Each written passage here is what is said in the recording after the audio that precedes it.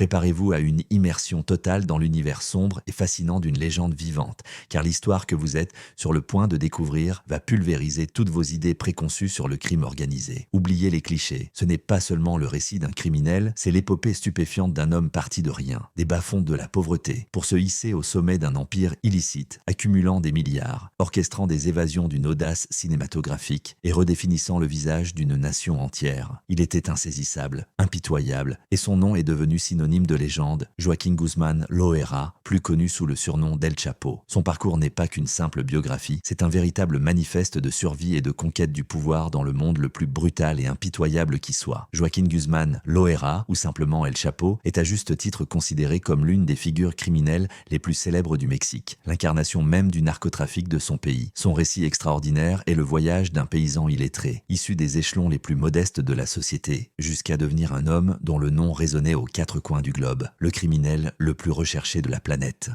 Au cours de cette trajectoire, il a amassé une fortune multimilliardaire, s'est évadé par 2 fois de prison de haute sécurité avec l'apanage d'un véritable héros d'action et est devenu l'un de ceux qui ont transformé irrévocablement le Mexique en un théâtre d'affrontements brutaux entre cartels de la drogue, possédant chacun leurs propres armées. Si vous vous interrogez sur la manière dont un simple paysan du Sinaloa a pu laisser une empreinte si indélébile dans l'histoire, alors il est temps de connaître Joaquín Guzmán Loera. Joaquín Archibaldo Guzmán Loera est né le 4 avril 1957 dans le modeste hameau de La Tuna, au sein du département de Badiraguato, de Emilio Guzmán Bustillo et María Consuelo Loera Pérez. Il était l'un des 7 enfants, ayant 4 frères, Miguel, Ángel, Aureliano, Emilio et Arturo, et 2 sœurs, Armida et Bernarda. À l'instar de la grande majorité des habitants de La Tuna, la famille Guzmán menait une existence extrêmement modeste. Leur humble fortune se résumait à quelques têtes de bétail héritées des grands-parents du futur El Chapo, ce qui leur conférait un léger avantage sur leurs voisins les plus démunis. Le jeune Joaquín grandit comme un enfant de petite taille et robuste. On estime que le surnom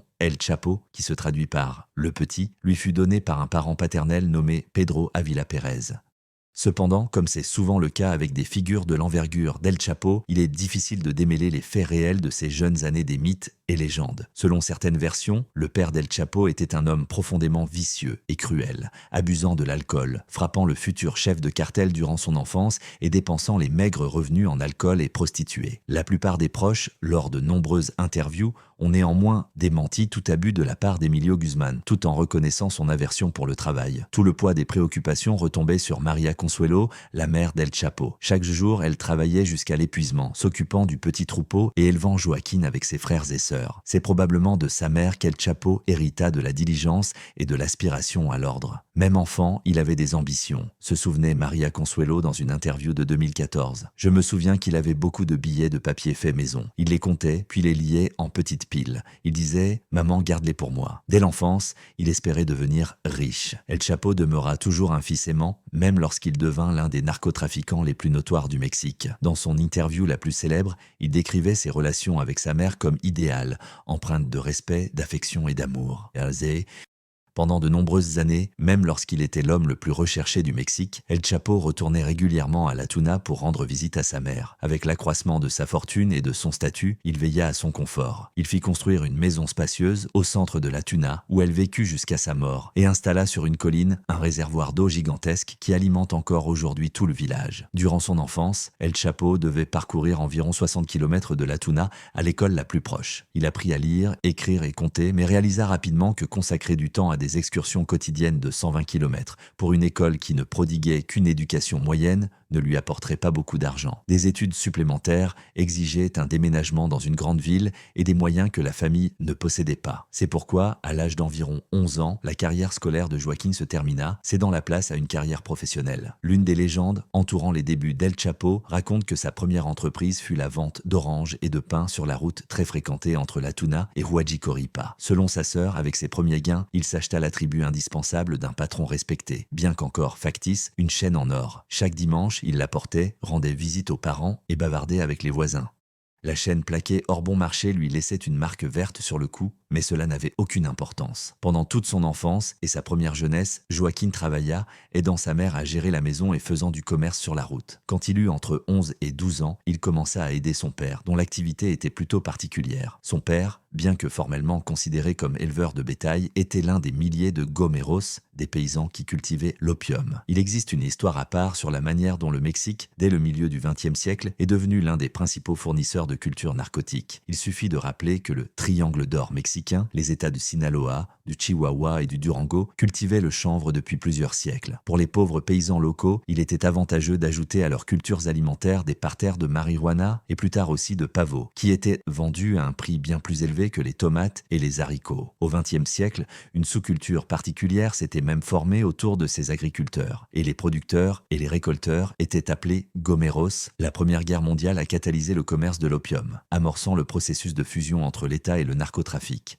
Au moment de la naissance d'El Chapo en 1957, le narcotrafic était, en substance, une industrie contrôlée par l'État. Et il existait même un ordre social particulier qui y était associé. En bas se trouvaient les paysans gomeros, en haut les politiciens, avides de grandes sommes d'argent. Et au milieu circulaient les intermédiaires, dont le succès dépendait de la faveur des élites. Tout cela conférait une certaine stabilité. Et les paysans, avec l'argent tiré de la vente des matières premières, pouvaient au moins habiller leurs enfants pour l'école. Et chacun d'eux, avec de l'ambition et des connexions, avait la possibilité d'entrer dans ce commerce qui, pendant un certain temps, est resté à caractère familial. La structure même de l'État reposait sur la stabilité assurée par ses relations. Le Parti révolutionnaire institutionnel, PRI, qui gouverna le Mexique comme un État de fait monopartisan de 1929 à 2000, maintint une façade de démocratie, détenant le pouvoir dans presque tous les secteurs du gouvernement. Cependant, dans certaines zones du pays, comme les hautes terres du Sinaloa, régnait l'anarchie créée par de nombreux groupes de narcotrafiquants. Et l'État devait faire sentir sa présence par la force brute. Lorsque El Chapo était adolescent, il vit de ses propres yeux la violence que le gouvernement infligeait dans les zones pauvres où étaient cultivées les cultures prohibées. Le 8 février 1975, 3 hélicoptères de l'armée atterrirent près de La Tuna. Descendant des hélicoptères, soldats et agents de police perpétrèrent un véritable massacre dans le village. Ne trouvant pas d'hommes à arrêter, les soldats battirent les femmes et tirèrent sur les adolescents. Lorsqu'un groupe de victimes trouva le courage de se rendre à Culiacán pour protester contre cette illégalité, les fonctionnaires publièrent dans la presse une autre version de l'incident. Les soldats auraient été attaqués par les habitants du village. Dans une interview de 2018, la sœur cadette d'El Chapo, Bernarda, décrivit ces années comme très effrayantes et se souvenait d'être assise dans l'obscurité, tandis que les soldats piétinaient à l'extérieur. Selon elle, Joaquín eut des altercations avec les soldats à cette époque. Ainsi, selon de nombreux biographes, toute espérance qu'El Chapo put orienter ses ambitions vers une activité légale lui fut arrachée par les soldats. Les abus de la part des autorités lui montrèrent que des individus comme lui étaient laissés à eux-mêmes et devinrent se frayer un chemin dans ce monde cruel par tous les moyens disponibles. Le monde dans lequel El Chapo naquit et grandit prévoyait le contrôle des fonctionnaires locaux sur la culture de l'opium et de la marijuana.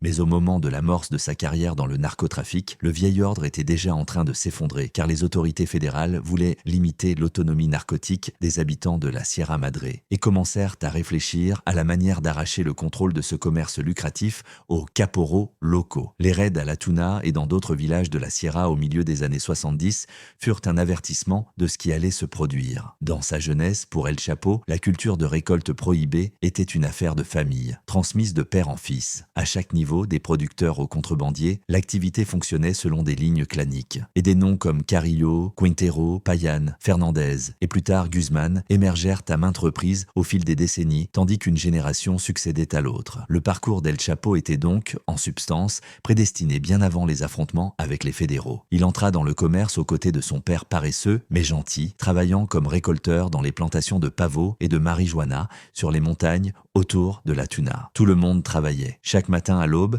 les enfants de plus de 11 ans gravissaient les pentes des collines vers les plantations de pavots et commençaient le travail de récolte. 1 kilogramme de résine rapportait à la famille environ 8000 pesos ou 700 $ au prix d'aujourd'hui. Pendant tout ce temps, la mère et les filles préparaient le déjeuner que les plus jeunes enfants chargeaient ensuite sur leur dos et apportaient à leurs frères au début de la journée. Outre la culture, Emilio Guzman s'occupait également de négocier la vente de la récolte avec le maillon suivant de la chaîne. Et l'opium récolté était envoyé à Culiacán ou dans une autre ville voisine comme Guamuchil. Aujourd'hui, cette industrie fonctionne à peu près de la même manière. Le père de Chapo, en un sens, eut la chance d'avoir des liens avec des personnes respectées dans la capitale du Sinaloa grâce à son parent, Pedro Avile Pérez, l'un des premiers contrebandiers renommés de la Sierra Madre. Au moment où il commença à travailler dans les champs, vers l'âge de 12 ans, El Chapo, comme mentionné précédemment, avait définitivement abandonné l'école. Pendant de nombreuses années, des rumeurs circulèrent selon lesquelles il était analphabète. Mais c'est une exagération. Cependant, dans les lettres écrites par El Chapo, on peut effectivement observer une écriture irrégulière et de nombreuses fautes d'orthographe. Cette lacune, cependant, ne l'empêcha en aucune manière de progresser dans le narcotrafic, qui exige des connaissances et des compétences d'une nature assez différente de celles enseignées à l'école. Vers l'âge de 20 ans, El Chapo quitta la Tuna pour la ville de Badiraguato, où il se rapprocha des frères Beltran Leiva, Arturo, Héctor, Alfredo, Carlos et Mario. Ils avaient grandi près de la Tuna et pendant plusieurs décennies, ils seraient devenus ses plus proches collaborateurs. Avec le temps, El Chapo dépassa également Badiraguato et après quelques années, il s'installa à Culiacán, où il se plongea entièrement dans le travail. Les mythes et les légendes abondent sur les jeunes années de la carrière d'El Chapo dans le narcotrafic. Par exemple, il n'est toujours pas certain qu'El Chapo fût un parent de Pedro Avile Pérez. Et même si c'était le cas, il n'est pas clair s'il travailla pour lui ou non. Mais cette perspective est partagée par de nombreux chercheurs. Dans les années 1970, Avile était un acteur clé au Sinaloa, possédant de nombreux liens précieux dans l'élite politique et faisant rapidement carrière. Il fut un pionnier de l'aviation de la drogue. Ce fut Avile qui inventa le transport de la marchandise par avion. Il existe aussi une version selon laquelle El Chapo travailla comme chauffeur pour un ancien policier nommé Miguel Ángel Félix Gallardo et exécutait pour lui des missions délicates dont il ne fallait pas parler. Cependant, il n'est pas si important de savoir avec qui El Chapo commença, car de toutes les options sur qui aurait pu être son patron, il est évident qu'il apprit rapidement une leçon très importante. Dans le monde obscur, il faut toujours rester proche des plus forts et il faut constamment démontrer son autorité, en élargissant les sphères d'influence par tous les moyens disponibles. En 1977, à l'âge d'environ 20 ans, El Chapo épousa pour la première fois Alejandrina Maria Salazar Hernández. Ils eurent 3 enfants, César, Ivan Archibaldo et Jesus Alfredo. Leur mariage ne dura pas longtemps. S'ensuivit un second, lui aussi rapidement dissous, puis un troisième avec Griselda López Pérez, dont il eut 4 autres enfants, Edgar, Joaquín, Ovidio et Griselda Guadalupe. On ne sait pas s'il divorça officiellement de ses épouses, mais cela ne l'a jamais empêché de se remarier encore et encore. Et certainement aucune des femmes n'a jamais pu entraver sa carrière. À la fin des années 1970, Chapo, ambitieux et pragmatique, transportait, avec Palma Salazar, des quantités de marijuana considérables pour l'époque au-delà de la frontière nord. Mais il voulait davantage. En fait, il y avait de nombreux transporteurs comme lui, et il aspirait ardemment à devenir un acteur majeur. Déjà dans sa jeunesse, El Chapo avait compris l'importance des liens familiaux et amicaux et préférait travailler avec des personnes qui avaient commencé avec lui à Badiraguato, encore mieux si elles étaient liées par le sang ou le mariage. À un moment crucial à la fin des années 1970, El Chapo progressait rapidement, intégrant une nouvelle cohorte de trafiquants du Sinaloa au sein du futur cartel de Guadalajara. Ses partenaires les plus proches étaient les frères Beltran Leiva, Héctor, Arturo et Alfredo, Ismael El Mayo Zambada, un homme de 10 ans, l'aîné d'El Chapo, né au sud de Culiacán, ainsi que Héctor Luis Palma Salazar, connu sous le nom de El Güero pour sa peau claire. C'était un ancien voleur de voitures et tueur à gages au regard détaché de Macaritas au Sinaloa. Ces personnes continuèrent à travailler ensemble pendant des décennies et formèrent par la suite la direction du groupe désormais largement connu sous le nom de Cartel du Sinaloa. À la fin des années 1970, Chapo commença également à travailler à plein régime sous la direction du futur parrain des parrains, Miguel Ángel Félix Gallardo. Son intuition ne le trompa pas. Ce fut précisément Gallardo qui les enrichit tous rapidement. Au sein du cartel de Guadalajara naissant, qui était encore basé dans sa terre d'origine au Sinaloa, Chapo était responsable de la logistique dans sa section à la frontière nord, tandis que son vieil ami Palma Salazar s'assurait que les livraisons étaient effectuées en toute sécurité par voie terrestre aux clients aux États-Unis. Selon la philosophie de Gallardo, que El Chapo partageait pleinement, aucun des participants à l'organisation ne devait attirer l'attention et pendant un certain temps, ils y parvinrent. Mais l'opération américaine baptisée Condor détruisit littéralement le monde dans lequel El Chapo avait grandi. En ces années, alors qu'il se consacrait au narcotrafic, le Mexique subissait des pressions croissantes des États-Unis qui exigeaient de lutter contre la production et le trafic d'opium et de marijuana. L'opération Condor raya de la carte de nombreux narcotrafiquants de l'ancienne génération, notamment ceux qui avaient commencé à attirer l'attention des États-Unis, y compris Pedro Avile, dont le nom apparut dans des dizaines d'enquêtes de la DEA et devint un embarras potentiel pour les politiciens de Mexico. En 1978, lors d'une fusillade, Avile mourut et le poste vacant de chef fut repris par Gallardo. Mais au Sinaloa, la situation était trop brûlante et ils partirent donc à la conquête de Guadalajara. On pourrait raconter beaucoup de choses sur Félix Gallardo, mais dans l'histoire d'El Chapo, il suffit de noter, parmi tous les jeunes narcotrafiquants, Miguel Ángel devint le boss des boss précisément parce qu'il avait de nombreux contacts utiles dans les hautes sphères. Après avoir étudié et travaillé dans la police, il finit dans la garde du gouverneur du Sinaloa, Leopoldo Sánchez Celis. Sánchez Celis était étroitement lié aux narcotrafiquants, agissant comme intermédiaire entre ces chefs politiques du Péri et les narcotrafiquants sélectionnés qui étaient autorisés à opérer au Sinaloa.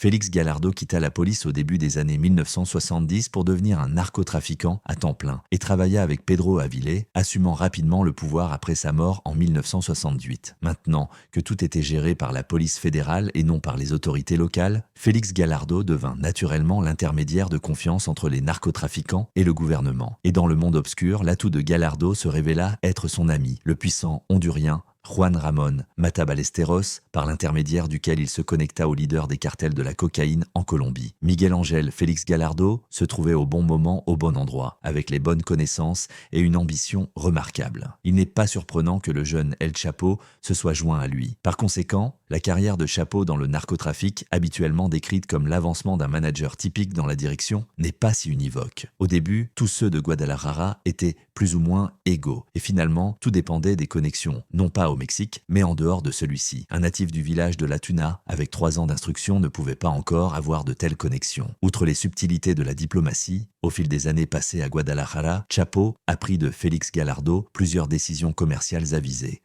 Premièrement, ne pas se faire remarquer, être discret, tout en développant des relations mutuellement bénéfiques avec l'élite politique. Deuxièmement, avoir toujours un coup d'avance, interception, canaux de communication personnelle, sécurité, cachette. Gallardo, obsédé par les gadgets, dépensait déjà au début des années 1980 des dizaines de milliers de dollars en équipement radio de pointe et acquérait des propriétés autour de Culiacán et Guadalajara, se faisant passer pour un magnate de l'industrie hôtelière. Avec Gallardo, le groupe de jeunes prometteurs du Sinaloa s'installa à Guadalajara, capitale de l'État central de Jalisco et principal centre financier et bancaire du Mexique, en dehors de Mexico. Ses 2 principaux collaborateurs à ce moment-là étaient le vétéran du narcotrafic Ernesto Don Neto Fonseca Carrillo et le narcoprince Rafael Rafa Caro Quintero, descendant d'une longue lignée de narcotrafiquants. Félix Gallardo, Don Neto et Caro Quintero sont reconnus comme les leaders du réseau de Guadalajara, mais à leur côté, l'activité était assurée par d'innombrables autres trafiquants du Sinaloa. Et parmi ce flux de Sinaloenses à Guadalajara et dans d'autres régions en dehors du Triangle d'Or,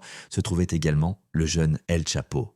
Alors que Félix Gallardo bâtissait un empire sur la cocaïne colombienne et établissait des liens avec l'élite politique et sociale de Guadalajara, El Chapo, alors âgé d'environ 27 ans, se dirigea vers Zacatecas, un état situé au cœur du pays. Au centre de Zacatecas, au nord de la capitale de l'état, se trouve Fresnillo. Au début des années 1980, il devint un centre du commerce de la marijuana, car trafiquants et producteurs de drogue s'y déversèrent depuis le Sinaloa à la suite de l'opération Condor. El Chapo arriva à Zacatecas en 1984, accompagné de son vieil ami et associé Arturo Beltrán Leiva et également d'un cousin de La Tuna. À cette époque, un nombre considérable de bandes, faiblement liées, créèrent un vaste réseau de grandes plantations de marijuana au nord-est de Fresnillo. Bien que certaines fermes appartinssent à des narcotrafiquants locaux de Zacatecas, les opérations les plus importantes étaient financées directement par Caro Quintero et Don Neto, gérées par des managers de niveau intermédiaire travaillant pour leur compte. Parmi ces opérateurs de niveau intermédiaire à Zacatecas se trouvait un natif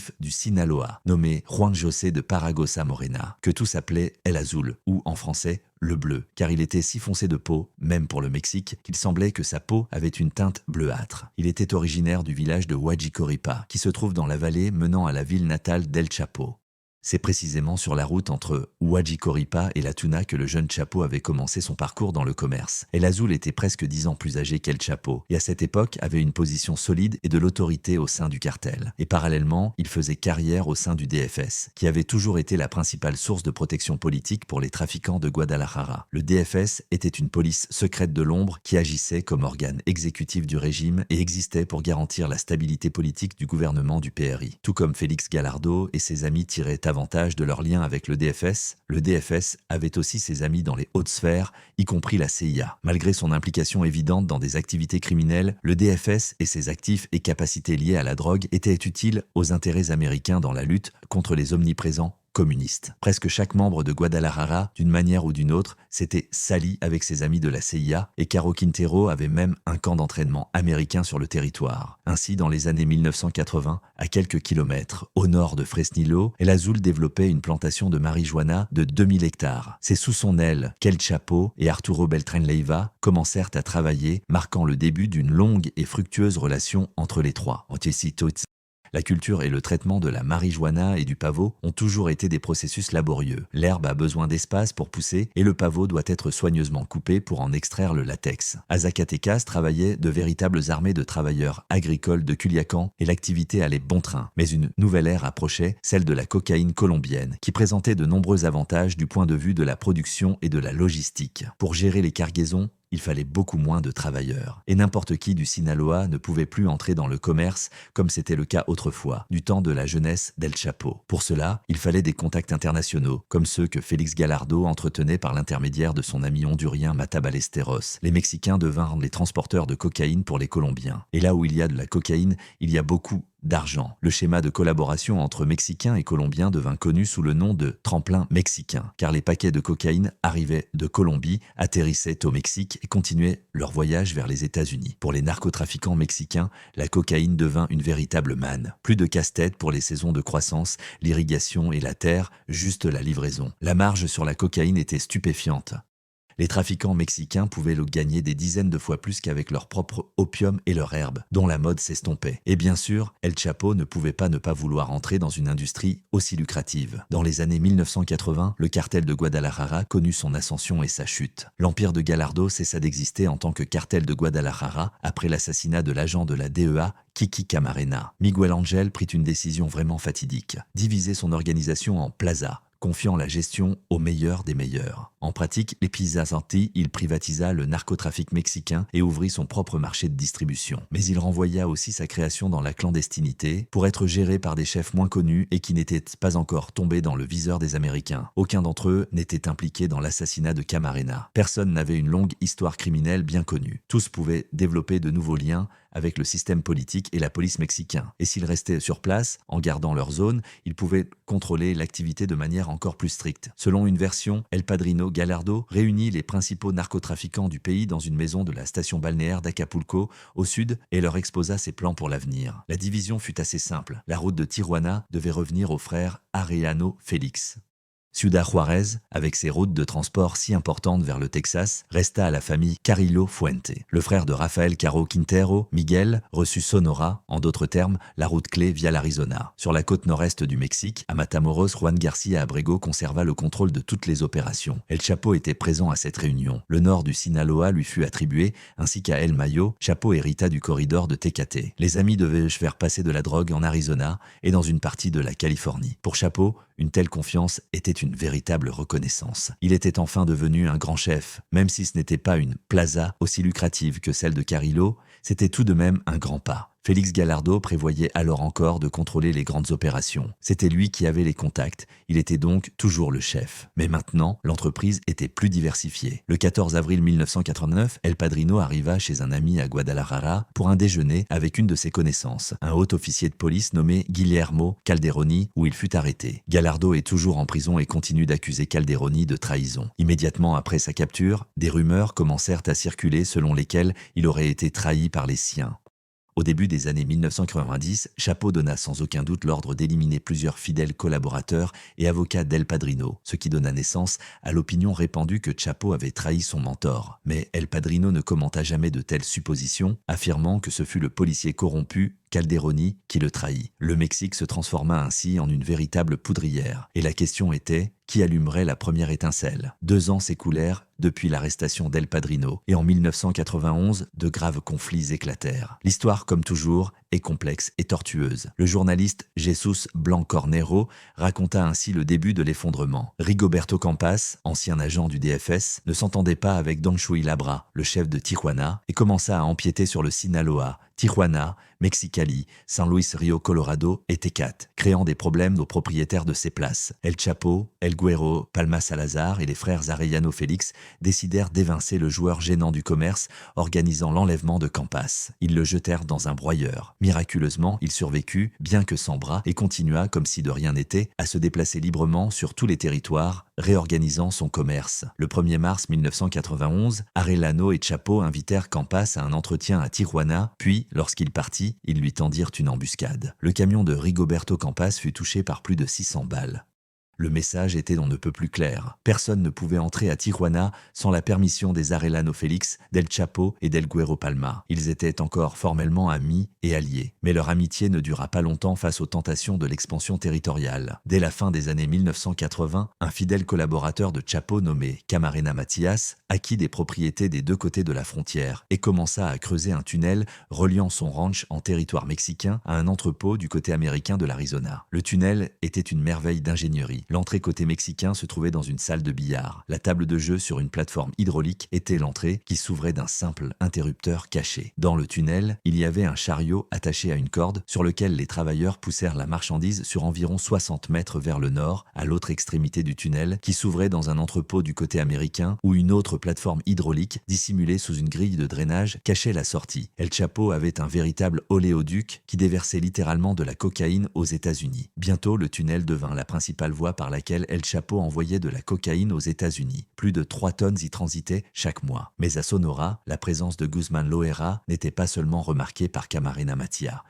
À partir d'environ 1987, les hommes d'El Chapo commencèrent à s'établir à Agua Prieta et dans ses environs, la transformant en l'une de leurs principales bases le long de la frontière avec les États-Unis. Se trouvant à l'intérieur de leur zone de contrôle, elle était éloignée des postes frontaliers contrôlés par d'autres groupes. Mais elle offrait néanmoins une ligne d'approvisionnement directe vers les États-Unis à quelques heures de route de Phoenix et Tucson. L'équipe qui menait l'opération à Agua Prieta comprenait le frère d'El Chapo, Arturo Guzmán, surnommé El Pollo, et les frères Beltrán Leiva. Selon une estimation, entre 1988 et 1991, El Chapo et son équipe firent passer clandestinement 35 tonnes de cocaïne à travers la frontière en Arizona. Pour livrer la drogue à la frontière, le gang ouvrit une piste d'atterrissage à Compass, dans l'état de Sonora, à environ 100 miles au sud de la frontière, où Arturo Guzmán et les frères Beltrán Leiva étaient chargés de recevoir l'expédition de drogue de l'avion, de décharger la marchandise et de la transporter vers le nord jusqu'au point de passage frontalier d'Agua Prieta. Après avoir vendu les cargaisons en Arizona, ils faisaient passer les espèces en contrebande au Mexique. Pour satisfaire la demande soudaine d'argent liquide, de nombreux bureaux de change apparurent en ville. L'homme responsable de cette vaste opération était un pilote nommé Miguel Ángel Martínez, un ancien contrebandier qui avait commencé à travailler pour El Chapo en 1986. Martínez transporta plusieurs cargaisons de cocaïne de la Colombie au Mexique pour El Chapo. Mais après quelques mois, sa carrière de pilote contrebandier s'échoua sur une piste d'atterrissage en terre battue dans l'état de Durango, où Martínez atterrit brusquement sur le nez. El Chapo accueillit l'incident avec calme, mais il ne souhaitait plus confier sa vie ou sa précieuse cargaison aux compétences de vol de Martínez. Monsieur Guzmán m'a dit que j'étais un piètre pilote et qu'il ne voulait pas que je continue à travailler pour lui en tant que pilote, se souvint plus tard Martínez. Supposant qu'il avait été licencié, Martínez remercia son chef pour l'opportunité, mais El Chapo lui dit qu'il y avait eu un malentendu. Il ne licenciait pas Martínez, mais le promouvait. Ainsi Martínez échoua la promotion en tant que pilote, mais devint un contrôleur aérien de la drogue, coordonnant une file interminable d'avions arrivant de Colombie et chargés de paquets de cocaïne. Il communiquait avec le chef par radio haute fréquence en utilisant des codes. 20 signifiait du carburant pour avion. Filles étaient les avions, documents étaient l'argent et la précieuse cargaison de cocaïne, il l'appelait chemise. Entre 1987 et 1991, les cargaisons arrivaient sur une petite flotte d'avions, chacun transportant des centaines de kilogrammes de cocaïne. À la fin des années 1980, les principaux liens de l'organisation de Chapo en Colombie étaient des membres du cartel de Cali, la famille Ochoa et Gonzalo Rodríguez Gacha. Le pilote Miguel Ángel Martínez se rendait souvent en Colombie pour rencontrer Rodríguez Gacha et d'autres fournisseurs. Et parfois El Chapo se joignait à lui pour rendre hommage et donner une touche personnelle aux affaires. Mais El Chapo et ses alliés ne voulaient pas s'arrêter et souhaitèrent s'étendre, surtout après les exploits d'Escobar et la mort de l'un des plus grands fournisseurs, Rodríguez Gacha. Au début de 1990, El Chapo établit de nouvelles relations commerciales qui le rendirent plus riche qu'il n'aurait jamais imaginé. Son nouveau contact était un jeune narcotrafiquant colombien nommé Juan Carlos Ramirez Abadia. Ramirez, qui portait le surnom de Chupeta ou Sucette, n'avait alors que 27 ans, mais il était déjà un leader émergent de la faction du cartel de Cali, qui allait bientôt être connu sous le nom de cartel de Norte del Valle. Les deux prometteurs trafiquants se rencontrèrent pour la première fois dans un hôtel de Mexico en 1990. Le tarif en vigueur que la plupart des contrebandiers mexicains appliquaient pour le transport de cocaïne colombienne était de 37% pour chaque expédition. Mais El Chapo arriva sur le marché avec un accord rigide. Il n'acceptait pas moins de 40%. En échange des 3% supplémentaires, El Chapo promit non seulement qu'il réussirait à faire passer la cocaïne plus rapidement que les autres contrebandiers, mais aussi qu'il en garantirait la sécurité tant qu'elle serait sous son contrôle, et qu'il rembourserait à Chupeta tout ce qui serait perdu au Mexique. Chupeta risqua et ne se trompa pas. En moins d'une semaine, les hommes d'El Chapo transportèrent la première expédition de 4000 kilos à l'arrêt du point de débarquement au Mexique à la destination de Los Angeles, alors qu'il fallait généralement un mois, voire plus aux autres trafiquants. Depuis lors, les Colombiens donnèrent au jeune Chapo du Sinaloa un nouveau nom, El Rapido, qui signifiait le rapide. La clé de la vitesse d'El Chapo, de sa réputation d'El Rapido, était précisément ce tunnel à Sonora. Il permettait de déplacer d'énormes lots de marchandises sous la frontière en une seule fois, au lieu de les diviser en plus petits lots qui pouvaient être transportés cachés dans des véhicules. Après que la cocaïne était passée en contrebande sous la frontière, les travailleurs de l'entrepôt, du côté américain, la dissimulaient dans des compartiments cachés de voitures et de camions et la transportaient vers le nord à Phoenix, le centre d'où elle était expédiée vers les points de distribution à travers le pays. Et grâce au lien d'El Chapo avec les forces de sécurité mexicaines corrompues, il se montra plus fiable que ses concurrents. El Chapo, encore vierge de toute célébrité, commença à jouir des fruits de son travail. Ayant grandi dans la pauvreté, l'anonymat relatif des premières années permit au jeune homme de la tuna de découvrir le monde. Utilisant de nombreux faux passeports, El Chapo, accompagné de Martinez, voyagea à travers toute l'Amérique latine et fit des voyages en Asie du Sud-Est, tant pour les affaires que pour le plaisir. El Chapo se rendit même en Suisse pour se faire injecter des cellules souches. Il voulait rester jeune le plus longtemps possible. El Chapo possédait une maison à Acapulco d'une valeur de 10 millions de dollars. Dans son ranch de Guadalajara, il construisit un zoo et le peupla de lions, de tigres, de panthères et de cerfs. Les propriétés de l'organisation de Chapo étaient dispersées dans tout le Mexique. Dans de nombreuses grandes villes, un système de cachette existait. À l'intérieur de chaque maison, on pouvait souvent trouver des dizaines de mitrailleuses, des grenades et des milliers de munitions. Chapo acquit également des ranchs dans tout le Mexique, mais surtout au Sinaloa, à Sonora, au Chihuahua et au Durango. Là, les gomeros locaux cultivaient le pavot et la marijuana. Chapo aimait déléguer les pouvoirs pour pouvoir profiter de sa richesse sans se soucier des détails de chaque affaire de drogue. Le recrutement du personnel se faisait localement par l'intermédiaire de personnes de confiance. La recrue était présentée au chef local. Le chef rapportait ensuite à un autre chef et ainsi de suite le long de l'échelle hiérarchique. Chapo restait toujours dans l'ombre et peu le rencontrait en personne. Les personnes dans les cellules de Chapo restaient pour la plupart sur place, surveillant les opérations dans leur zone. Et la tâche principale était de recevoir, protéger et distribuer la drogue de Chapo aux maillons suivants de la chaîne. Ils tuaient également sur ordre de leur chef. Même s'ils travaillaient pour Chapo, ils pouvaient parfois aussi faire un petit extra. Organiser, par exemple, une activité de vol de voitures et de trafic de marchandises contrefaites. Tant que les travailleurs n'attiraient pas l'attention, leurs activités étaient pardonnées. Même au Sinaloa, Chapo ne s'opposait pas à un petit travail extra. Apparemment, il permettait à tous de travailler à condition qu'ils lui payent un tribut. Toutes les actions, la réception des cargaisons et des transactions en espèces, les dettes impayées, étaient enregistrées dans les livres comptables. Les opérateurs des cellules recevaient de faux papiers d'identité et parfois des véhicules blindés. Ils communiquaient généralement par radio. Plus tard, les téléphones portables furent utilisés. Chapo corrompait de hauts fonctionnaires des compagnies de télécommunications pour s'assurer que les téléphones utilisés par ces hommes n'apparaissent pas dans la base de données centrale.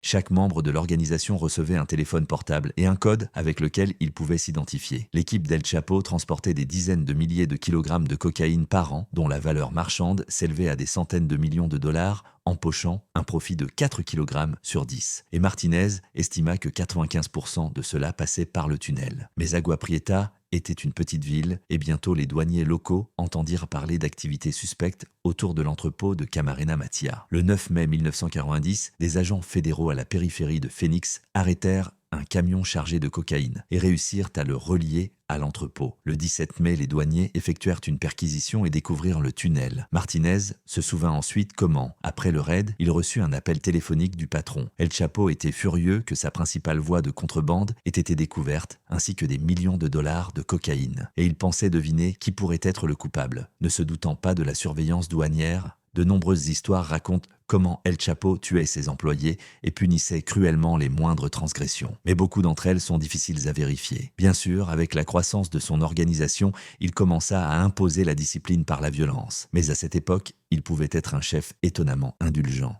Aussi en colère qu'El Chapo ait été contre Camarena Matias, il lui permit de s'échapper, lui sauvant la vie. Les agents fédéraux qui découvrirent le tunnel furent stupéfaits par sa complexité, et malgré sa courte durée, le tunnel se révéla une expérience précieuse pour El Chapo. Ce ne fut pas son dernier tunnel, mais dans le narcotrafic, on ne peut pas se reposer sur ses lauriers. Et pour le moment, El Chapo avait un problème. Il avait trop de cocaïne à portée de main pour la déplacer de manière fiable par camion passant par les points d'entrée légaux. Le retard menaçait de ternir la réputation d'El Chapo auprès des Colombiens, et pas seulement auprès d'eux. Les ambitions grandissantes de Chapo et de son équipe ne pouvaient passer inaperçues auprès de ceux qui furent baptisés rois par Félix Gallardo. Les frères Arellano furent les premiers. Ils donnèrent l'ordre de tuer El Mayo Zambada, qui faisait passer de la cocaïne colombienne par Tijuana, mais pour une raison quelconque ne payait pas les propriétaires de la Plaza, leur devant, selon les calculs du frère Ramon, 20 millions de dollars. Les Arellano l'accusèrent, et bien qu'il admettait la dette, il déclara n'avoir pas l'argent, mais les affaires ne cessèrent pas. Ramon, furieux, en ordonna le meurtre en 1990, mais El Mayo s'échappa et rejoignit l'organisation dirigée par El Chapo. La dette avait entre-temps augmenté, si bien que Tijuana s'opposa au Sinaloa. Et ici, de nombreux chercheurs s'accordent à dire que ce fut précisément El Chapo qui fut responsable du début de la guerre. Le conflit entre le Sinaloa et Tijuana allait durer presque jusqu'à la fin de la première décennie de ce siècle. Pendant près de 2 décennies, la violence serait principalement présente en Basse-Californie, en particulier dans la ville de Tijuana, et s'étendrait au Jalisco et au Sinaloa. Au début de 1992, El Chapo envoya des hommes pour envahir Tijuana afin de reconquérir les points. La réaction de Ramon Arellano, qui dirigeait l'aile armée, fut décisive. En réponse, il engagea un groupe d'assassins du gang 31e rue de San Diego. Ils capturèrent, exécutèrent et jetèrent 6 combattants du Sinaloa sur la route. Peu après, Ramon envoya son groupe pour placer une voiture piégée à Culiacán, près de la planque d'El Chapo où El Mayo devait se trouver. Il n'y eut ni mort ni blessé, mais l'avertissement était on ne peut plus clair. En octobre de la même année, Ramon lui-même, avec l'aide de 2 de ses hommes de confiance, tenta d'assassiner Chapo alors que celui-ci roulait le long d'une avenue de Guadalajara. L'expérience de Guzman et sa connaissance des ruelles de la ville lui permirent de s'en tirer. Après l'attentat, Benjamin Arellano appela personnellement Chapo pour jurer qu'il n'était pas au courant de l'attaque et que leurs accords étaient toujours solides. Et le 8 novembre 1992, El Chapo contre-attaqua. 2 des frères, Arellano Félix, Francisco Javier et Ramon, se rendirent à la station balnéaire de Puerto Vallarta, dans l'état de Jalisco, pour se reposer. Le soir, ils allèrent à la populaire discothèque Cristina, où firent irruption 15 hommes d'El Chapo. Remarquant les Arellano, ils commencèrent à tirer dans toutes les directions. Les gardes du corps des frères ripostèrent et il s'ensuivit une fusillade. Francisco et Ramon réussirent miraculeusement à se cacher, mais ce soir-là, 6 personnes moururent, y compris des clients du club. Les attaques mutuelles se poursuivirent jusqu'à la mi-mai 1993, lorsqu'une autre équipe de sicarios, dirigée par Francisco Javier Arellano Félix, arriva à Guadalajara. Chapo était très prudent, et les frères Arellano Félix n'y parvinrent jamais. Après plusieurs jours à chercher Chapo, Francisco Javier et les assassins décidèrent de rentrer chez eux. Le 24 mai, Javier s'enregistrait pour le vol de retour à Tijuana lorsqu'il entendit la nouvelle. Chapo se trouvait sur le parking de l'aéroport, sur le point de prendre le vol de l'après-midi pour Puerto Vallarta. Les bandits coururent aussitôt dehors, trouvèrent El Chapo et commencèrent à tirer. Le groupe de Chapo riposta. Les hommes d'Arellano remarquèrent une voiture qu'ils croyaient appartenir à Chapo, une Mercury Grand Marquis blanche, et ouvrant la portière, commencèrent à inonder l'habitacle de balles. Mais dans cette voiture, il n'y avait pas Chapo, assis dans une Buick sédan vert foncé à proximité. Dans la Mercury Grand se trouvait le cardinal Juan Jesus Posadas Ocampo, archevêque de Guadalajara. Au milieu du chaos et de la confusion, Chapo s'éloigna avec succès de la scène du crime, monta dans un taxi et se dirigea vers un lieu sûr. Le cardinal mourut sur place de 14 blessures par balle. Pendant ce temps, Francisco Javier Arellano Félix prit place en première classe dans l'avion pour Tijuana et s'envola. Le fait que Chapo ait échappé à ses assassins ne changea pas le cours de la guerre de la drogue, mais la mort accidentelle ou non du cardinal Posadas Ocampo changea tout. L'État mit une prime de 5 millions de dollars sur la tête de Joaquín Guzmán Loera. Chapo s'enfuit à Mexico et y resta 2 jours. Là, il rencontra l'un de ses collaborateurs à qui il remit environ 200 millions de dollars pour assurer sa famille en cas d'arrestation. À un autre homme de confiance, il remit environ la même somme pour garantir le fonctionnement stable de l'organisation. Puis, il fut emmené dans le Chiapas méridional où Guzmán Loera avait créé un réseau pour ses opérations de drogue au Guatemala quelques mois auparavant. Pour cette raison, à son arrivée, il contacta un lieutenant-colonel de l'armée guatémaltèque. Chapo paya au lieutenant-colonel 1,2 million de dollars. En échange, le narcotrafiquant et ses complices, 4 hommes et la petite amie de Chapo, purent de cacher au Guatemala. Chapo avait également un faux passeport. Il voyageait désormais sous le nom de Jorge Ramos Pérez. Le 31 mai, à peine une semaine après la fusillade à l'aéroport de Guadalajara, la police reçut des informations selon lesquelles Chapo se trouvait au Guatemala. Des soldats et des agents fédéraux y furent envoyés. À l'aube du 9 juin, les troupes guatémaltèques encerclèrent la zone où Chapo et ses complices se cachaient. Ils l'arrêtèrent et le remirent aux Mexicains. À midi le même jour, Chapo fut trahi. À cette époque, la pression des États-Unis et la participation à des opérations antidrogue étrangères étaient à leur apogée. Les forces spéciales américaines et les militaires colombiens se rapprochaient de Pablo Escobar à Medellín. Il fut tué en décembre 1993. L'échange d'informations entre les pays d'Amérique centrale et du Sud, le Mexique et les États-Unis avait atteint des niveaux sans précédent. Cela pourrait expliquer pourquoi les Guatémaltèques étaient disposés à ignorer l'accord conclu avec Chapo et à l'arrêter. Les Mexicains affirmèrent que seule une telle coopération avait rendu possible la capture. Une fois entre les mains des militaires mexicains, Chapo commença à parler. Il révéla ses contacts en Colombie et l'étendue de son réseau de corruption au Mexique. Peu après son arrestation, l'un des fonctionnaires qu'il avait nommé fut retrouvé mort et un autre fut arrêté. El Chapo parla également des frères Arellano Félix. Si la tentative ratée d'assassinat d'El Chapo fut le moment déterminant de 1993, ses révélations aux militaires sur les frères Arellano Félix détruisirent les liens de secret entre les cartels, qui ne furent jamais plus rétablis. Les frères devinrent également les principaux ennemis publics. Francisco Arellano Félix, le frère aîné, fut capturé le 4 décembre 1993. Il fut incarcéré dans une prison de haute sécurité. Les autres frères Arellano Félix contre-attaquèrent, mais cette fois sans armes. Ils envoyèrent une lettre au pape, dans laquelle ils exposèrent leur version des faits survenus à Guadalajara, affirmant que les assassins étaient des militants de Chapo qui avaient endopri le cardinal pour Ramón Arellano Félix. L'affrontement entre El Chapo et les frères Arellano Félix déclencha une guerre qui s'est depuis étendue à l'échelle nationale. Le narcotrafic mexicain ne serait plus géré par un groupe cohésif d'amis et de membres de la famille originaire du Sinaloa. Les litiges ne seraient donc presque jamais plus résolus à la table des négociations. Ils seraient résolus par l'effusion de sang. La collusion d'un cartel avec les autorités pour évincer un autre cartel deviendrait un phénomène courant.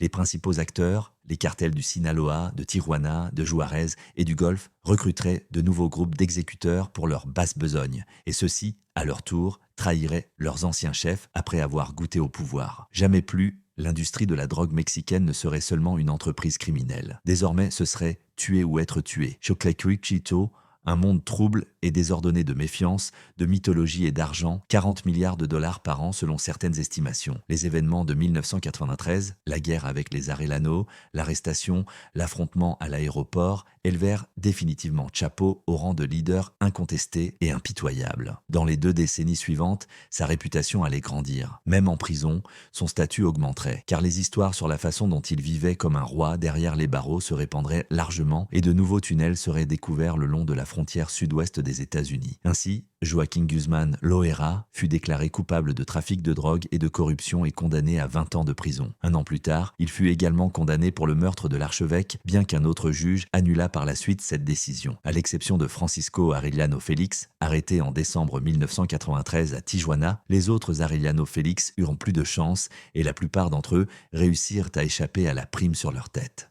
Cependant, ils furent contraints de se cacher pendant de nombreuses années après la fusillade à Guadalajara. L'incarcération d'El Chapo n'eut pas un grand impact sur la guerre qui continua. Et tandis que la guerre faisait rage à l'extérieur, Chapo commença à s'installer en prison. À peine arrivé à Puente Grande, la prison de haute sécurité à la périphérie de Guadalajara, il commença à dépenser de l'argent à tout va, corrompant qui il pouvait pour s'assurer le confort. Par exemple, le cuisinier de la prison recevait la somme considérable de $1000 par mois pour préparer des plats spéciaux et les gardiens gagnaient $4000.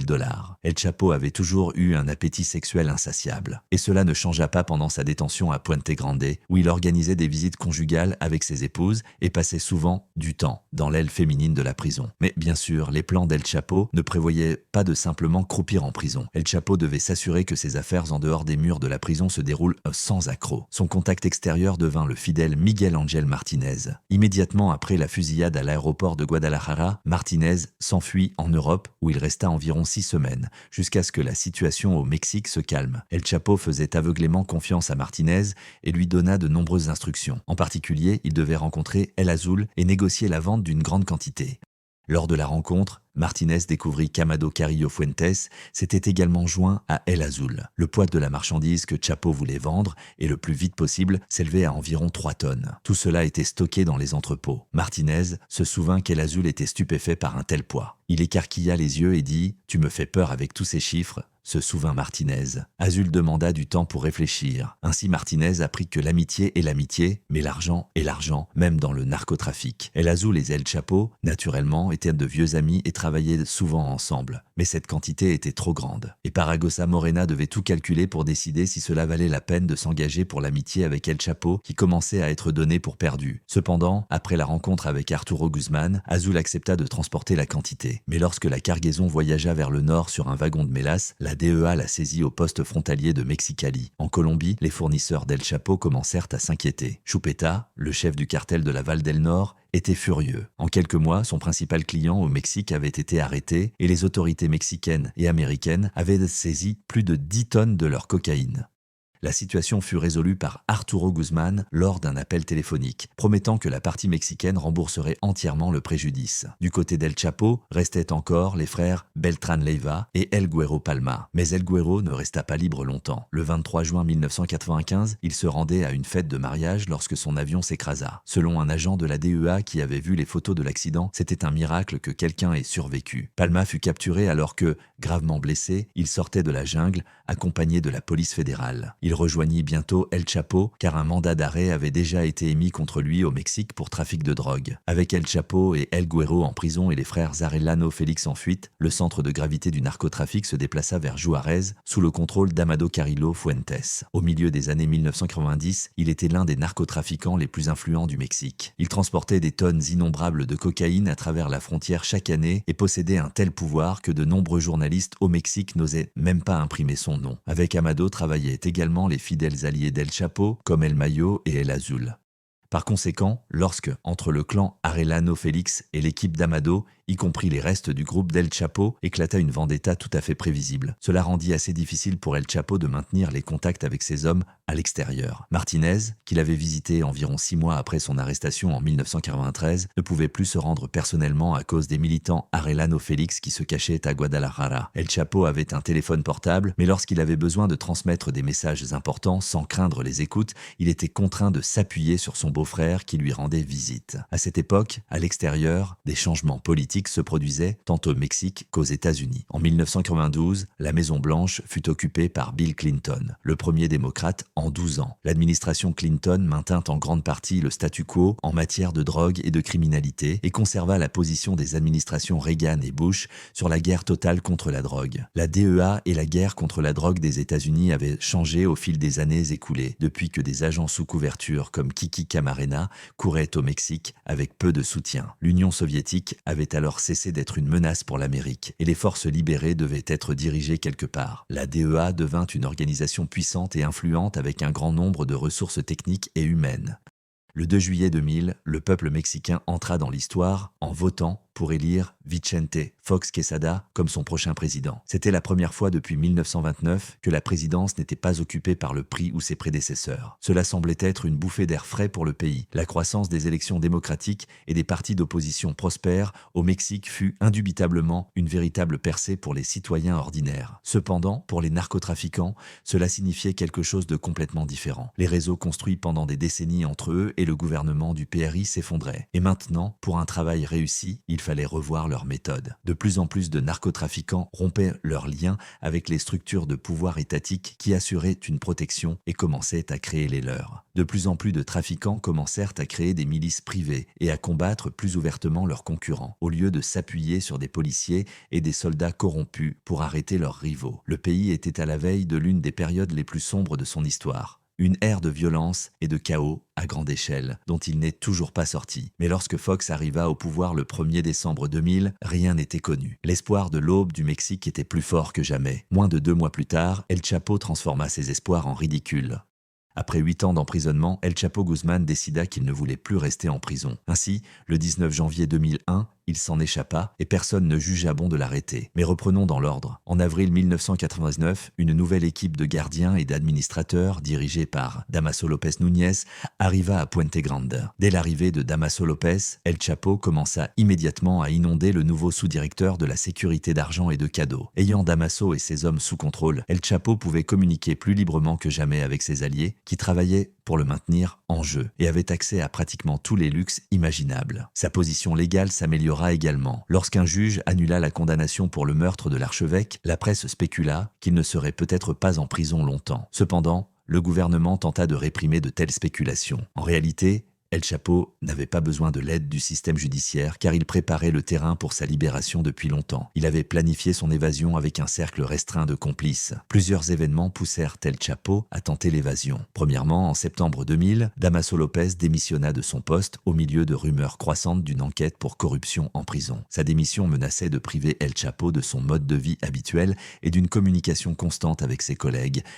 Puis, début janvier, le nouveau président Vicente Fox ordonna une enquête sur la corruption à Puente Grande. En réponse à la directive de Fox, les fonctionnaires ordonnèrent le transfert d'El Chapo et d'autres narcotrafiquants connus dans une autre aile de la prison. Et Chapo comprit que les choses prenaient une mauvaise tournure. Enfin, la veille de l'évasion d'El Chapo se produisit l'événement le plus effrayant. Le 18 janvier 2011, la Cour suprême du Mexique statua que l'extradition de prisonniers comme El Chapo continuerait à condition que les États-Unis promettent qu'ils ne seraient pas exécutés. Depuis l'époque de Pablo Escobar, la seule chose qui effrayait vraiment le narco-baron était de croupir dans une prison américaine. Chapo conclut qu'il était temps de mettre fin à sa détention. Le 19 janvier, vers 20h, le gardien El Chito fit rouler un chariot de linge vers la cellule d'El Chapo. El Chapo s'y glissa, se cachant parmi un tas de draps et de couvertures. Dès que son passager de petite taille fut bien dissimulé, El Chito entama un voyage nerveux de la cellule aux portes de la prison, tandis qu'El Chapo retenait son souffle sous les draps. Puente Grande est divisé en 8 blocs de sécurité différents, chacun séparé de l'autre par des postes de contrôle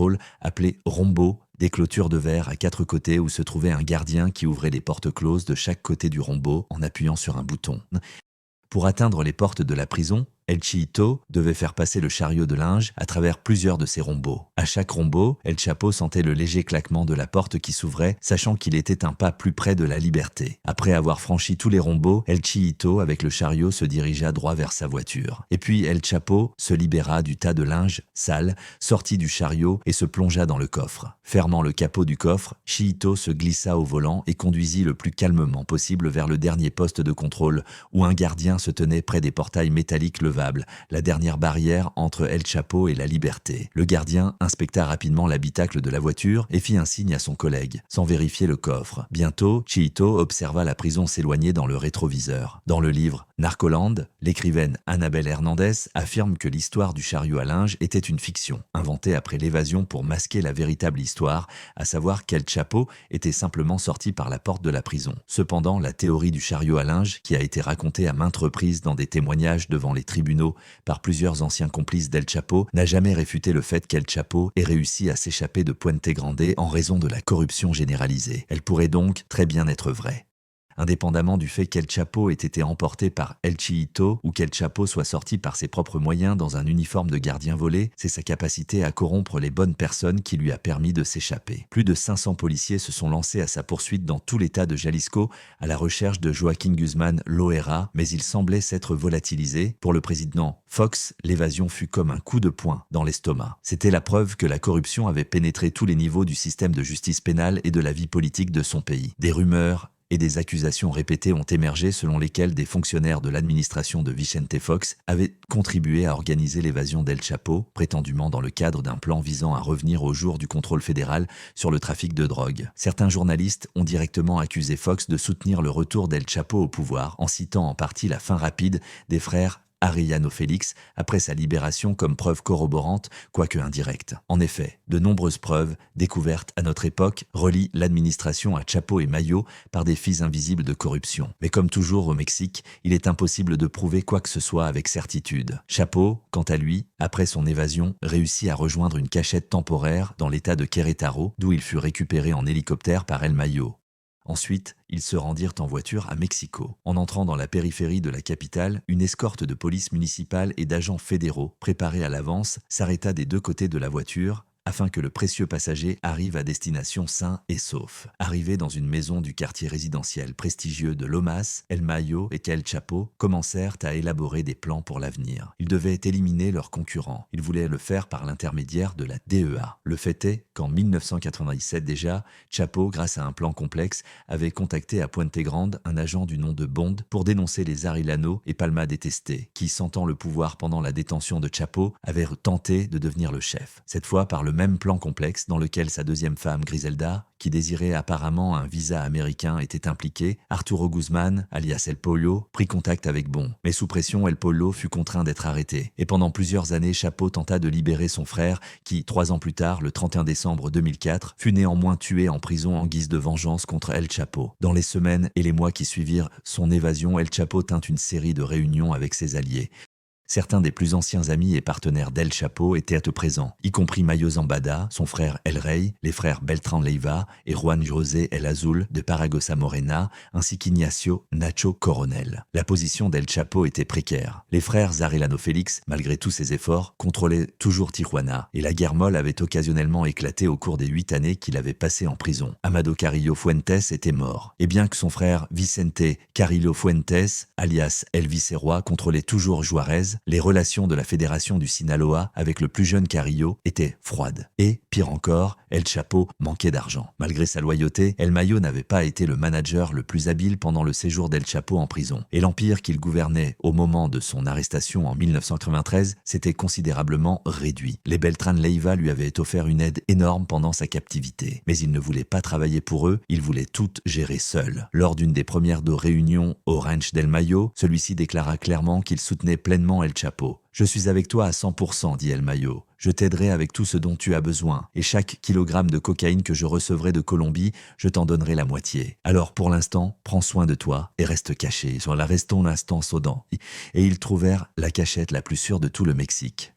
C'était bien sûr le Sinaloa. Quand El Chapo revint à La Tuna en 2001 et commença à reconstruire son empire, il était obsédé par la vengeance. Ramón Arellano Félix fut le premier sur sa liste. Des policiers travaillant pour El Mayo le traquèrent à Mazatlan le 10 février 2002, alors qu'il tentait de l'arrêter dans la rue. Ramón ouvrit le feu sur les policiers et s'enfuit, puis tenta de s'échapper. Les policiers le tuèrent dans la rue. L'un des hommes les plus recherchés du Mexique après El Chapo. Ramón avait de faux papiers sur lui. Et le lendemain de son décès, quelqu'un se présenta à la morgue et enleva son corps. L'identité de Ramón ne fut confirmée qu'après que les enquêteurs eurent gratté un peu de son sang sur le trottoir et effectué un test ADN. Le suivant fut Benjamin Arellano Félix. Travaillant avec la DEA, la police mexicaine a presque retracé Benjamin en suivant sa fille, qui était en traitement aux États-Unis, et l'a retrouvée en traçant les appels téléphoniques. Le 9 mars 2002, la police a fait irruption dans la maison où se trouvait Benjamin et l'a placée en détention en toute sécurité. C'est ainsi que les leaders de la famille des chefs de Tijuana ont quitté la scène. Les autres membres de la famille sont restés une force à Tijuana pendant de nombreuses années, mais ils n'ont jamais atteint le même niveau de pouvoir et n'ont jamais représenté la même menace pour El Chapo et ses alliés. Avec sa base au Sinaloa, El Chapo supervisait désormais la reconstruction et la restructuration de son empire et de celui d'El Mayo, les alliances de diverses bandes et factions qu'ils appelaient la Fédération. Lors d'une réunion tenue début 2002, El Chapo, El Mayo et d'autres se réunirent avec le jeune frère d'Amado Carrillo et acceptèrent de continuer à travailler ensemble. Un intérêt particulier pour El Chapo, El Mayo et la famille Carrillo Fuentes était la route commune que les trafiquants utilisaient pour faire passer de la cocaïne en train vers le Texas, puis vers Chicago. El Chapo et ses alliés transportaient de la cocaïne aux États-Unis par chemin de fer depuis la fin des années 1980. Vers 1997, El Mayo et la famille Carrillo Fuentes cédèrent le contrôle de la route à un trafiquant nommé Tirsa Martinez Sanchez. Bientôt, Tirsa coordonna des cargaisons de tonnes appartenant à la famille Carrillo Fuentes, El Mayo, Beltran Leiva et El Chapo qui continua d'acheter des parts dans les cargaisons depuis la prison. La route offrait un moyen relativement sûr de faire passer de grandes quantités de drogue à travers la frontière. Aussi innovants que fussent les tunnels d'El Chapo, le déplacement des produits par ces derniers nécessitait une logistique complexe avec l'implication d'un grand nombre de travailleurs. Les trains, en revanche, demandèrent moins d'efforts et un wagon avec un compartiment secret pouvait contenir une cargaison d'1,5 tonnes de cocaïne. Avec une inspection minimale, le train traversait la frontière de Nuevo Laredo à Tamaulipas jusqu'à Laredo au Texas. De Laredo, les trains se dirigeaient vers le nord, à Chicago ou New York, où la citerne était déchargée dans un entrepôt loué au nom d'une société Écran. Outre la discrétion et les grands volumes, la livraison de cocaïne vers le nord par train de marchandises offrait un autre avantage. Étant donné que les cargaisons étaient scellées dans des compartiments secrets, les hommes d'El Chapo n'avaient pas besoin d'une présence significative dans les zones par lesquelles passait la drogue. Il n'y avait pas d'entrepôt ou décharger les cargaisons, et il ne voyait donc pas la nécessité de payer une taxe à quiconque contrôlait ce point de passage frontalier particulier. Tout comme il l'avait fait à Tijuana au début des années 1990, El Chapo décida de commencer à envoyer des lots de cocaïne par les postes frontaliers de Nuevo Laredo et Matamoros dans l'état de Tamaulipas, au nord-est. Ce faisant, il ignora le pouvoir du soi-disant cartel du Golfe qui contrôlait la Plaza à Tamaulipas. Chapo se heurta à un groupe d'assassins, à l'époque bien mieux organisé et prêt à verser du sang. Le groupe, largement connu sous le nom de Cartel du Golfe, était né dans les années 1930 en tant qu'organisation de contrebande. Il fut créé par Juan Nepomuceno Guerra. Le neveu de Guerra, Juan Garcia Abrego, prit les rênes dans les années 1970, profitant de l'explosion de la marijuana et des routes de contrebande établies de longue date par son oncle. C'était l'un des clans indépendants les plus puissants du Mexique, et c'était la seule faction non originaire du Sinaloa. Garcia Abrego avait établi les liens les plus étroits avec l'administration présidentielle, et lors de la légendaire division des plazas de Gallardo, Garcia Abrego conserva la sienne. C'était un membre respecté de la communauté dont la vie était prise en considération. On sait qu'Abrego permettait au cartel de Guadalajara de transporter de la drogue sur son territoire, et Gallardo respectait son pouvoir. La DEA estima que le réseau de Garcia Abrego générait jusqu'à 10 milliards de dollars de bénéfices par an. L'assistant militaire de Garcia Abrego était un homme nommé Osiel Cárdenas Guillén, dont le surnom, l'assassin d'amis, suggère comment il obtint et conserva le pouvoir. Cárdenas attendait le moment opportun pour s'emparer du pouvoir, et bientôt, ce moment se présenta. Garcia Abrego entretenait des liens étroits avec le président Carlos Salinas, mais l'administration suivante fut moins tolérante à son égard et émit un mandat d'arrêt. Les fédéraux arrêtèrent Garcia Abrego en 1996 et il fut rapidement extradé aux États-Unis, où il purge actuellement 11 peines de prison à vie consécutives.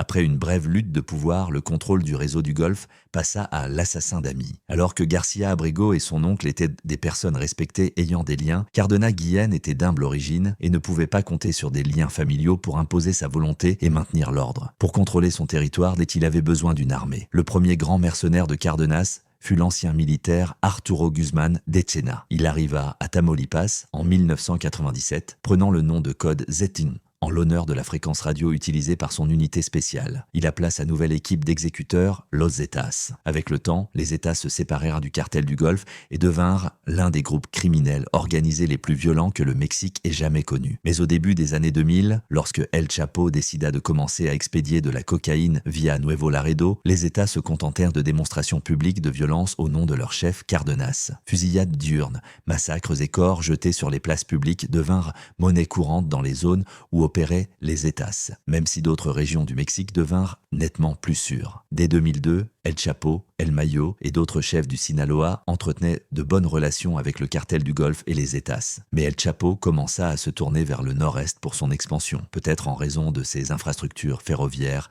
et routières clés.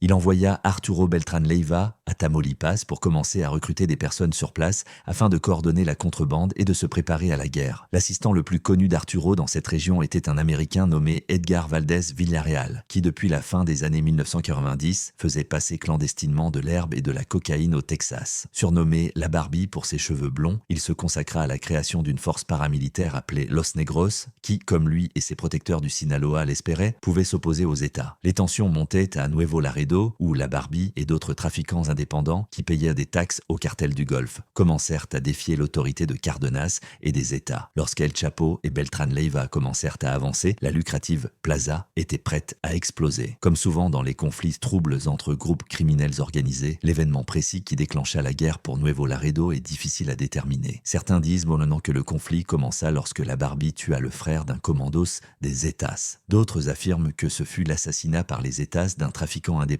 qui poussa d'autres trafiquants indépendants, comme la Barbie, à s'allier avec El Chapo et les Beltrán Leiva. Il n'est pas improbable que la situation ne se soit pas améliorée non plus par le fait que le 14 mars 2003, les soldats mexicains à Matamoros arrêtèrent Cardenas après une longue fusillade, ce qui créa immédiatement un vide de pouvoir. En août 2003, Tamaulipas et ses environs étaient bouleversés par la violence quotidienne. Au moins 45 meurtres et au moins 40 enlèvements dans une ville qui jouissait autrefois d'une relative stabilité. Le 1er août, un convoi lourdement armé d'hommes de la Barbie ouvrit le feu sur des agents de l'Agence fédérale d'investigation avec des armes automatiques et des lance-roquettes, transformant le centre de Nuevo Laredo en zone de guerre pendant près d'1 heure. La brutalité et la nature publique de la violence qui s'ensuivit étaient sans précédent au Mexique. Des corps laissés dans la rue avec des avertissements aux rivaux, des têtes coupées roulées dans des lieux publics bondés, des vidéos de torture et de meurtre. Alors qu'El Chapo et ses assistants luttaient pour le contrôle de Nuevo Laredo, la violence était utilisée et publicisée plus largement que jamais. Lorsque les États se firent entendre, en s'étendant dans tout le Tamaulipas et au-delà, cela marqua le début d'une nouvelle phase du narcotrafic, une sorte de course aux armements, car d'autres réseaux de narcotrafiquants commencèrent à former des forces de sécurité paramilitaires. El Chapo ne fit pas exception.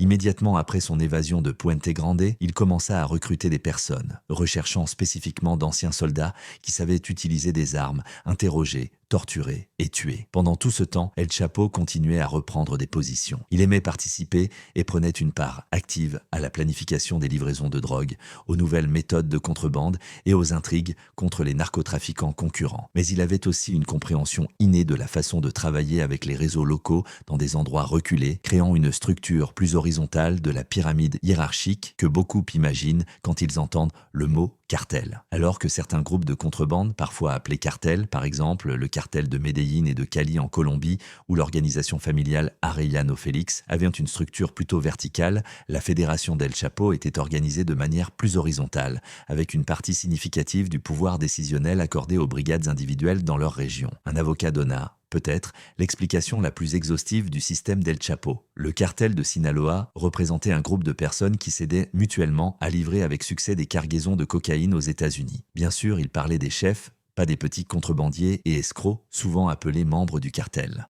Ce groupe de chefs, qui serait plus tard appelé Cartel de Sinaloa, était principalement composé d'El Chapo, El Mayo, des frères Beltrán, Juan José El Azul de Paragosa Morena et Ignacio Nacho Coronel. Ils avaient le capital pour investir des dizaines de millions de dollars à la fois dans des cargaisons de cocaïne. Ils avaient l'infrastructure de contrebande pour transporter cette cocaïne vers le nord, aux États-Unis. Et ils avaient les liens politiques pour garantir que pour la plupart, elle soit livrée à destination sans interférence des forces de l'ordre. Chacun avait sa propre équipe de tireurs fidèles, mais ils partageaient souvent la logistique avec des groupes de contrebande semi-indépendants situés dans des endroits clés qui pouvaient décharger un bateau dans l'état du Chiapas par exemple, ou le charger dans un train à Mexico, ou le faire passer la frontière à Juárez. Chacun avait sa propre zone d'influence, sa propre plaza. Arturo Beltrán Leiva, Acapulco, Nacho Coronel, Guadalajara. Et dans chaque place d'eau, Nanancetac Plaza, chacun avait ses propres contacts politiques et policiers. Parfois ils travaillaient ensemble, parfois ils travaillaient seuls, parfois ils unissaient leurs fonds et investissaient dans des cargaisons communes,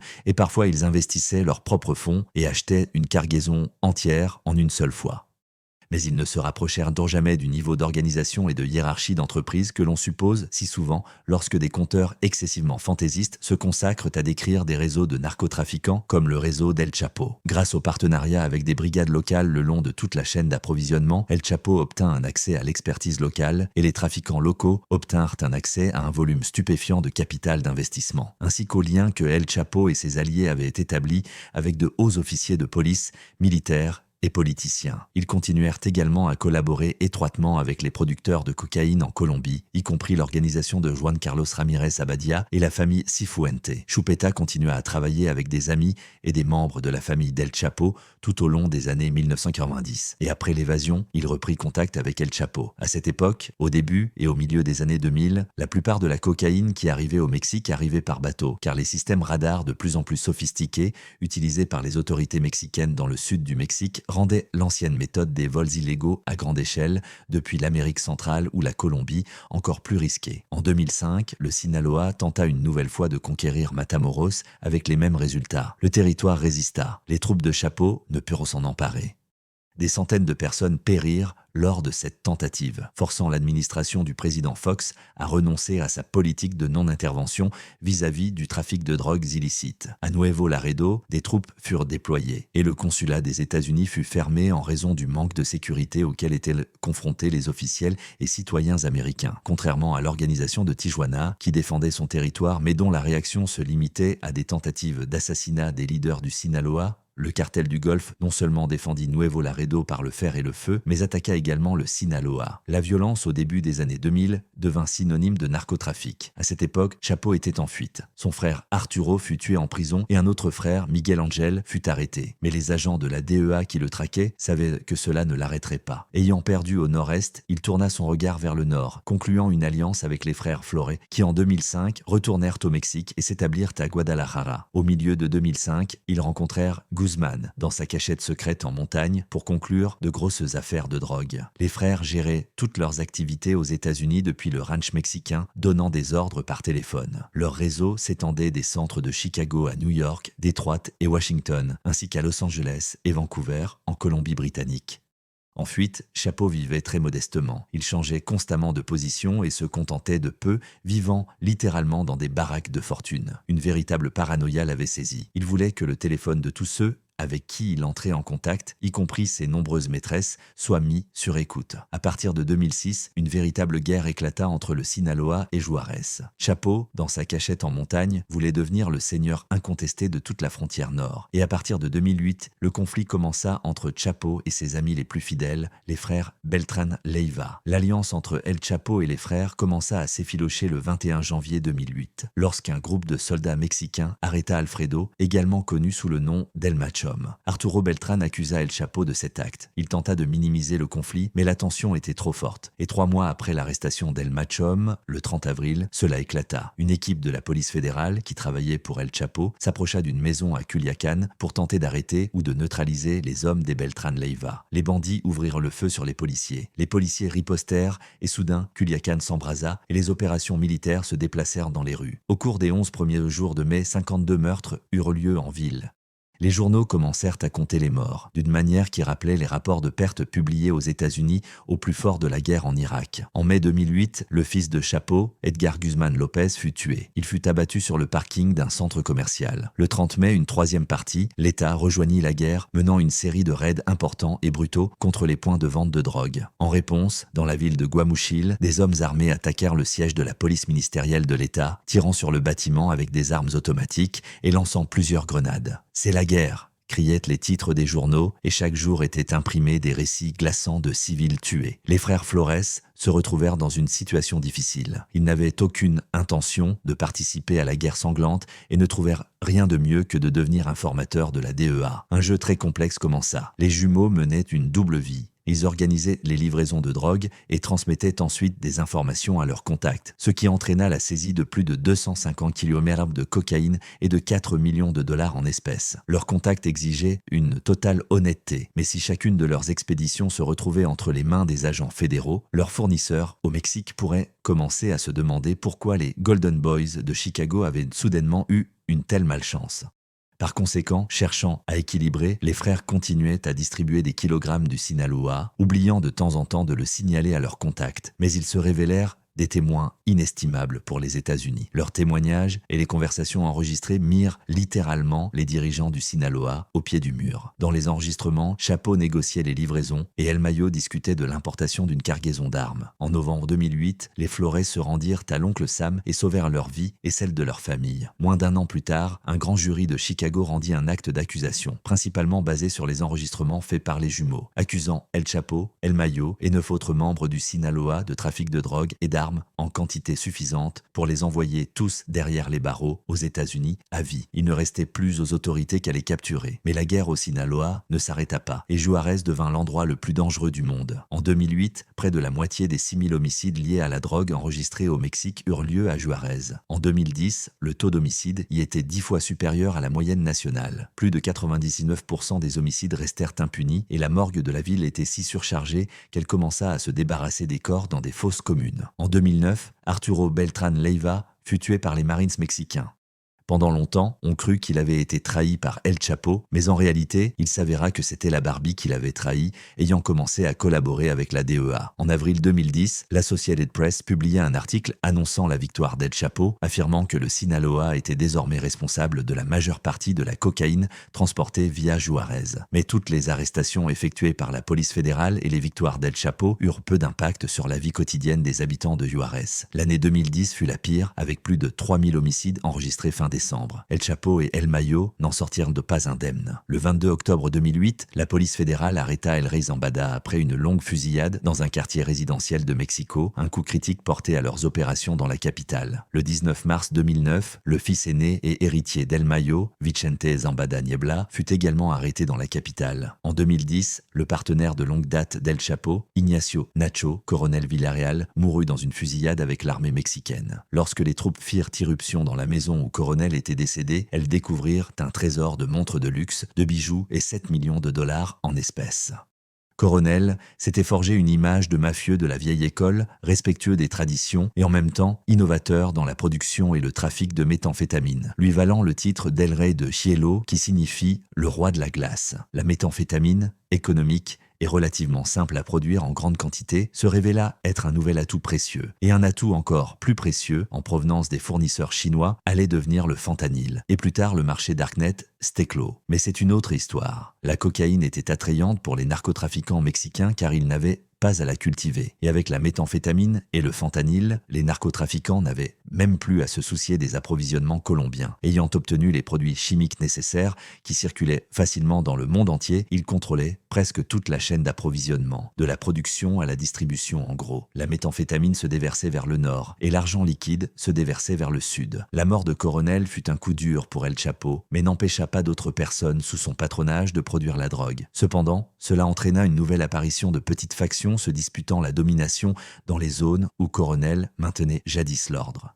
Après la mort de Coronel, une partie de ses anciens fidèles annonça la création d'un nouveau groupe, le cartel de Jalisco Nouvelle Génération, CJNG, qui quelques années plus tard se sépara d'El Chapo et devint l'une des organisations criminelles les plus dangereuses du pays sous la direction de son chef, Nemesio Oseguera Cervantes, également connu sous le nom d'El Mencho. Alors que la présidence de Felipe Calderón touchait à sa fin, il devint clair que la politique mexicaine serait toujours définie par la guerre contre la drogue qu'il avait engagée dès les premiers jours de son mandat. Depuis que Calderón avait remporté de justesse les élections de 2006, Juárez et Tijuana avaient été dévastés et de vastes régions du pays étaient devenues des foyers d'enlèvement, d'extorsion et de criminalité contre lesquels les citoyens pacifiques n'avaient tout simplement personne pour les protéger. Contrairement aux générations précédentes de trafiquants, de nombreux nouveaux groupes avaient émergé à l'ère post-Los Zetas et avaient développé une structure beaucoup plus militarisée et une identité de groupe autodéfinie que les trafiquants précédents, car la nécessité de contrôler le territoire et de se distinguer des autres nouveaux venus augmentait. Dans ce paysage de factions fragmentées, un nombre croissant de gangs s'affrontaient pour le contrôle du territoire de contrebande, du trafic de drogue et de l'extorsion aux dépens des agriculteurs et des propriétaires terriens qui cultivaient des cultures commerciales comme les avocats et les citrons verts. Pendant tout ce temps, Chapo a continué à se cacher. Depuis son évasion de Puente Grande, il a échappé à la justice pendant 13 ans. Son nom s'est paré de légende. Et pendant ces années, il est littéralement devenu un personnage semi-mythologique. Mais en 2014, alors que que Chapo se rendait à une fête à Mazatlan, il fut capturé. Il a fallu plusieurs années d'enquête méticuleuse. Littéralement millimètre par millimètre, les Américains resserraient le cercle autour de l'insaisissable Chapo, s'étonnant à chaque fois de ses nouvelles ruses de plus en plus sophistiquées. Ainsi, son collègue du clan colombien Cifuentes, Alex, embaucha un programmeur talentueux nommé Christian Rodriguez, qui créa pour El Chapo un système de communication si parfait que les agents n'y croyaient pas. Ils ne parvinrent même pas à décrypter le BlackBerry récupéré qui aurait pu les mener au criminel le plus recherché du monde après Ben Laden. Mais comme toujours, une combinaison de facteurs humains joua un rôle. D'abord, ils mirent la pression sur Rodriguez, qui n'était pas du tout un criminel mais ne pouvait pas trahir son chef.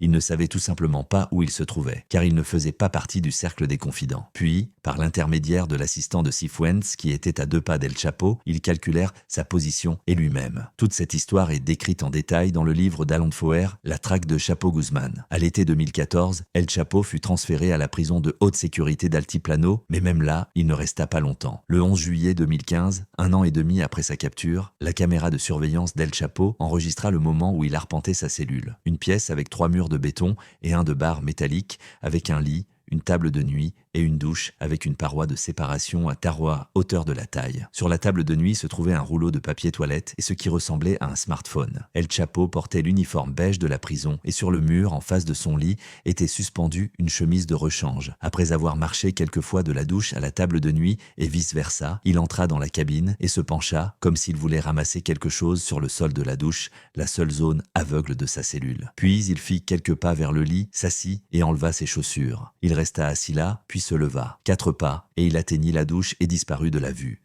Descendant par une ouverture de 50 cm dans le sol de la douche, El Chapo descendit d'1 mètre sous le plancher de sa cellule via une échelle de tuyaux en PVC avant de descendre dans un tunnel où un complice l'attendait déjà juché sur une moto de crosse. Ils parcoururent 1,5 km jusqu'à l'autre extrémité du tunnel et rampèrent par le conduit de sortie émergeant d'une ouverture carrée creusée dans le sol d'une maison inachevée. Montés sur un quad, les deux parcoururent une courte distance jusqu'à un entrepôt où ils montèrent à bord d'un SUV qui les attendait et roulèrent pendant environ 2 heures vers le nord jusqu'à une piste d'atterrissage dans l'état de Querétaro où un pilote les attendait pour emmener Chapo en lieu sûr au Sinaloa. Lorsque les gardes vinrent enfin vérifier sa cellule, la seule créature vivante restante dans la cellule était un moineau que les hommes d'El Chapo avaient utilisé pour vérifier la qualité de l'air dans le tunnel. L'évasion fut préparée pendant plus d'1 an, conçue lors des rencontres de Damaso Lopez et des fils d'El Chapo. À partir d'avril 2014, Damaso Lopez et les fils d'El Chapo commencèrent à jeter les bases. Ils achetèrent une propriété à environ 1 km de la prison où des ouvriers commencèrent à creuser. Puis ils acquirent un entrepôt à proximité où ils stockèrent des armes et un pick-up blindé.